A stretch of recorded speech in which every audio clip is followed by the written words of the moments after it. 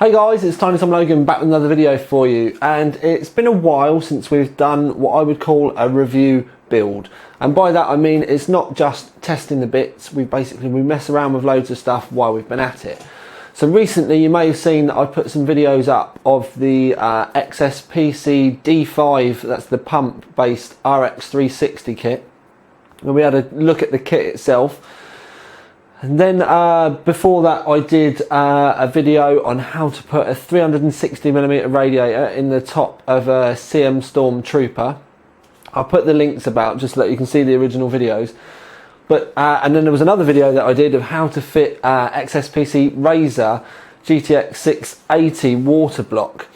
And that's everything is in here. So we've got the Trooper with the RX360 in the roof.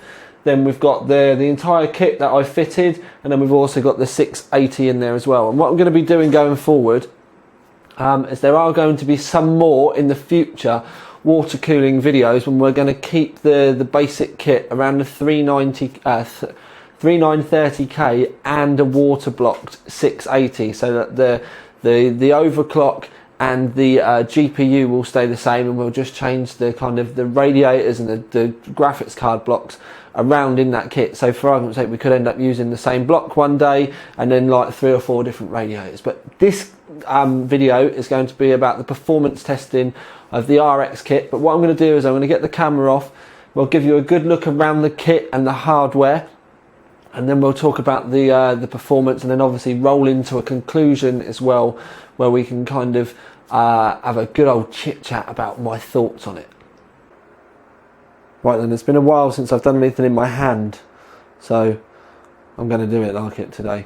So the kit, just for those of you that haven't watched the previous video, you need to go and have a look. It's all based around the Raystorm CPU block, which you can see there in the background. It's the one with the acrylic sides on it, so you can light that up with an LED. It's one thing I didn't do because I didn't have time to solder because it comes with a blue LED. I didn't have time to solder a red one on and kind of swap it all around.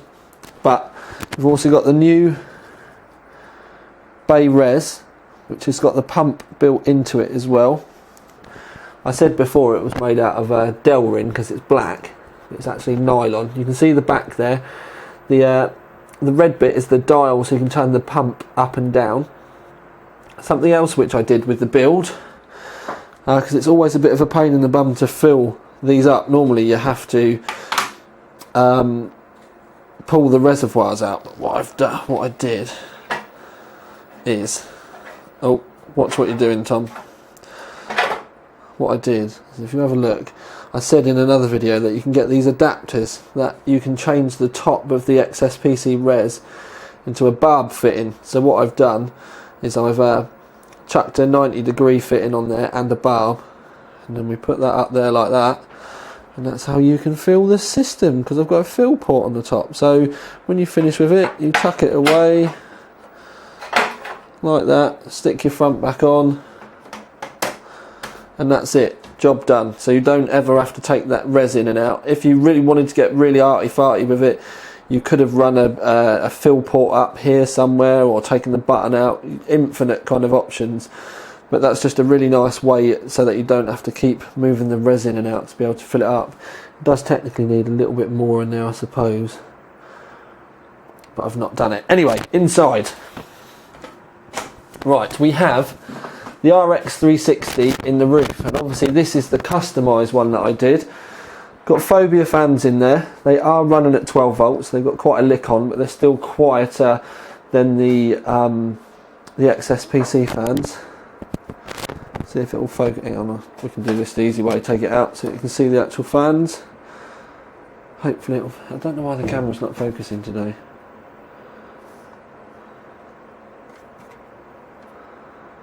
I think it might be because of the spinning blades. Anyway, it's the Phobia Nano 2G, and these are the 1500 RPM ones.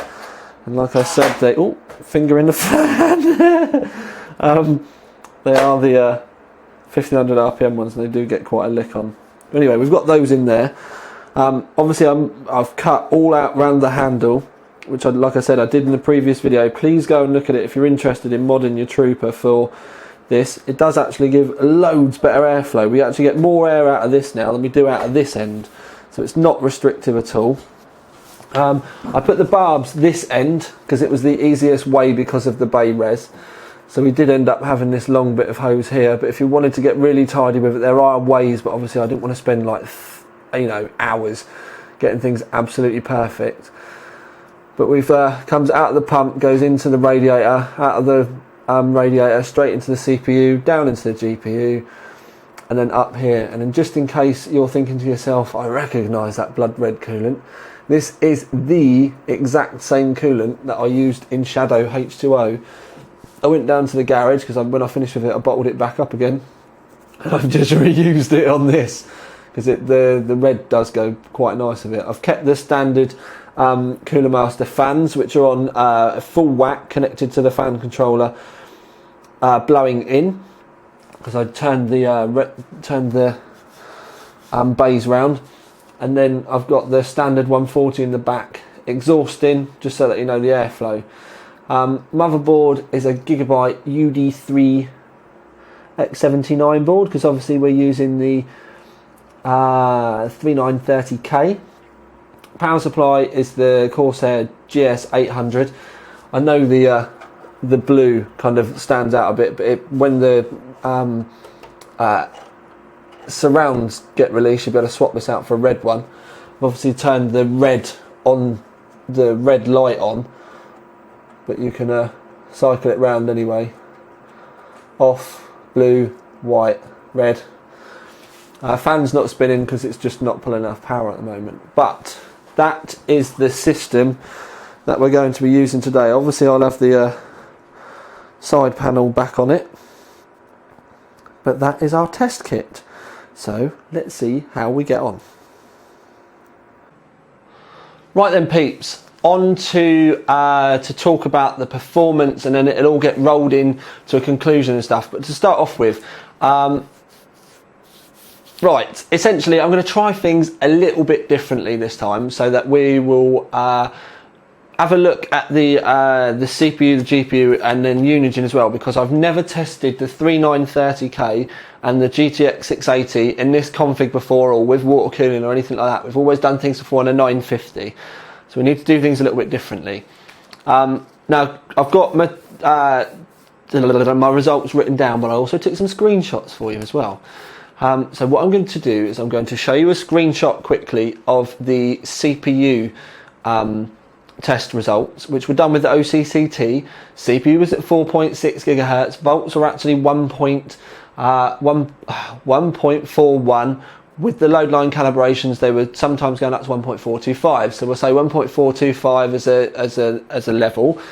But when you see the screenshot, pause it, have a look, and then you can have a look back. If it's too small for you, just make the resolution of the screen a bit bigger, and you should be all right. So, screenshot.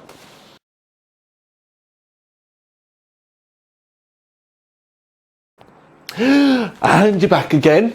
Right, so you've seen the screenshot. So, CPU only, maxed out with OCCT. That was with, it was in Limpack mode with 90% memory usage. 62 degrees was the average CPU temperature. We had a 23.5 degrees ambient temperature during the testing, and that gave us a 38.5 degrees delta temperature. Now obviously these are kind of results for that CPU and that overclock and stuff. It's kind of dream levels for like an air heatsink, and it does show that the kit is massively capable, stroke overkill just for a CPU. Now remember I said that later on when we get to the conclusion, because it's a critical part.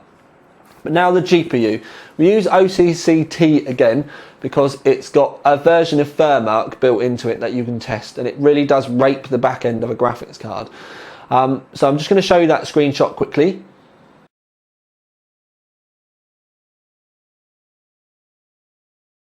Right, so you've seen the screenshot for that one. Hope you remembered to pause. So GPU temperature 44 degrees, 23.5 degrees ambient again as we had before, and that gave us a 21.5 degrees delta temperature for the GPU.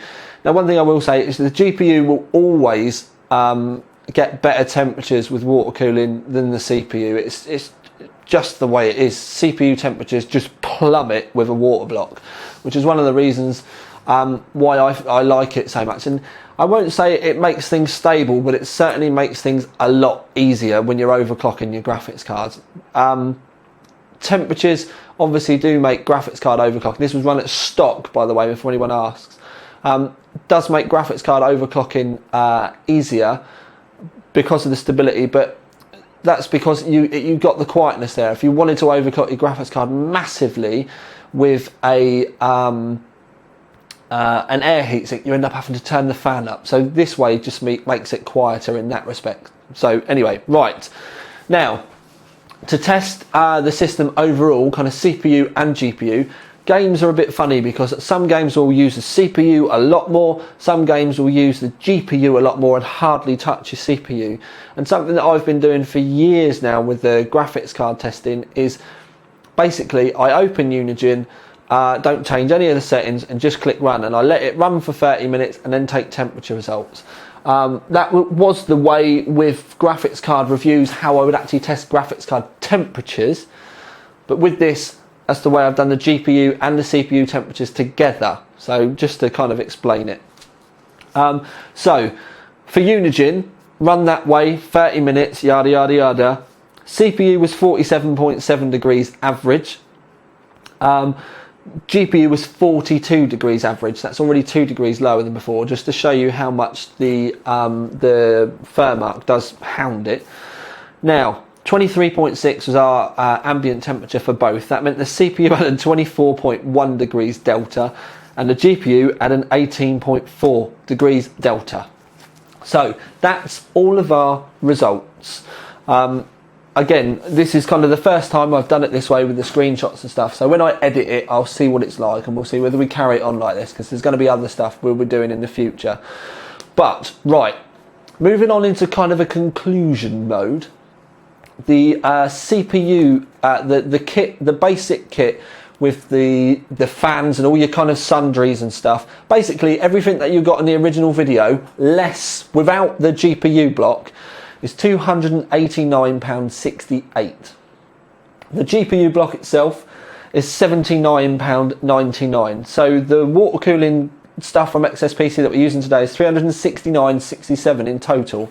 But obviously I've used you know, fancy kind of angled barbs, black barbs, you know, swivel fittings, different fans, you know, slightly different hose, all that kind of stuff. So really, if you were doing this at home and you wanted to build this again, you'd be looking at about 400 quid. You'd probably get a bit of change, but about 400 quid. Now, for the kit itself, the basic kit without the GPU block, I would say a silver award. And kind of the reason behind that would be, personally, £289.68 to cool just your CPU is ridiculous money. It's just, if you're just looking to cool your CPU, this kit is just stupidly overkill for you. The pump is overkill for just the CPU. The radiator is massive. Do you know what I mean? If you wanted to run silly low fans, and fair enough, but you still wouldn't need the D5 pump. You could get one of the lower end XSPC kits with the 750 litre per hour kind of bay res that I've reviewed in the past. The D5 would be ridiculous overkill for you. But this is why I put the GPU block in, because for me personally, I see the XSPC kit as being kind of the basis to add in other stuff. Specifically for me, the way I would see it was adding in a CPU, adding in a 7970 or a 680 into this loop. It will be absolutely perfect for it. So that's why you see me with the 680 and chucking that extra £80 block in. So that's where you get your 369. Now, 369, I will say, is still a lot of money to water cool your CPU and your GPU. And the reason why the price is high there is because of that D5 Vario pump. It is a very, very good pump. And I do mean a very good pump. It's probably one of the best pumps out there. The fact that you can turn it down as well is epic. We run it at full tilt, which is on level 5. If you back it off to about 3, your temps may rise by about 1 or 2 degrees, but it's really not that much of a problem. While we're talking about temps rising and stuff, we run the fans at 12 volts. If you were to turn these fans down a bit, obviously your temperatures will rise a bit. Do we want to test it all again just so that I can tell you? No, you don't. Do you know what I mean? You've got common sense. You know your temperatures are going to go up a bit, so that doesn't really matter. One thing I would say, if you were to put Corsair SP120s, I would say even the quiet editions on this radiator, those temps that we got before will probably come down a little bit. If not, if they don't come down, you won't hear it as much as you do these fans. So it kind of swings in roundabouts. But anyway, so the temps are brilliant, but one thing I would say is a 680 or a 7970 and a 3930K on this radiator, you're at a really nice, comfortable spot for it. If you wanted to add in a second GPU, which this pump will still handle, by the way, easily, you'd be looking at putting an RX360 in there as well. Your temperatures may come down a little bit, but it'll all level out really nicely. You definitely get away with running nice low speed fans like the SP Quiet editions in there. But this is one of the points I'm trying to get over with the D5 kit, is the pump is really, really strong. It's primed for upgrade, and it's something that you kind of buy at the beginning and then keep adding stuff to it, which is where the initial high cost comes from. Now, if I was to kind of award the basic price kit, I would have to stress it needs expanding to get the most from it. And I mean, it needs expanding to get the most from it. Because if you just want to use it just for your CPU and that's all you're ever going to use it for, and that was what it was marketed for, I probably wouldn't award it at all, because it is ridiculous overkill. But once you start expanding it, adding a graphics card block in, maybe adding another radiator, adding a second graphics card block, that's really where this kit properly comes into its own. And it is thoroughly worth the OC3D Gold Award, as long as you are very clear about the fact that it does need expanding to get the most from it. And by that I mean adding in that extra water block, because the rad is perfectly capable of it. If you then want to add a second GPU water block to it, you'll need another radiator, but then the pump is still perfectly capable of running with it all. So it's not like you've got to spend money on it to get the best from it. It's just the fact that the kit's so good to start off with. It's primed and ready for you to be able to expand it should you need it. Maybe that's the same thing, but it's not, if you're trying to get the angle that I'm going with it. It's a great kit if you're looking to kind of expand it going forward, but it does carry a high initial price of the 289 quid, but that's because you're not going to have to spend, extra later on worrying about it, stuff like that. One thing I would say with the XSPC basic kit though is I don't like the fans. There's Inrulian ones. A lot of people will say they're great, but for me, once I've spent 290 quid on my rig, I'm not going to use those fans. It's just ridiculous. Of course I'm going to spend another 15, 20 quid and buy some proper water cooling fans like the SPs, or some Scythe Gentle Typhoons, or some Noctuas. It doesn't really matter. I'm not going to use those stock fans. The same with the fittings and the hose. I couldn't bring myself personally to do it. Obviously, if you just want to get it in there and use it and it doesn't matter, that's up to you. But for me, by the time I've spent that money, I want it to look a little bit nice. So I'm going to spend another, say, 50 quid on little arty-farty tarty bits to make arty-farty tarty bit. I like that. In the comments, arty-farty tarty. Going to be loads of them. But yeah, the arty-farty tarty bits that kind of give the rig that extra bit of icing, that extra bit of polish, to make it look really nice, rather than looking at something that you've taken out of a brown box and chucked at your rig.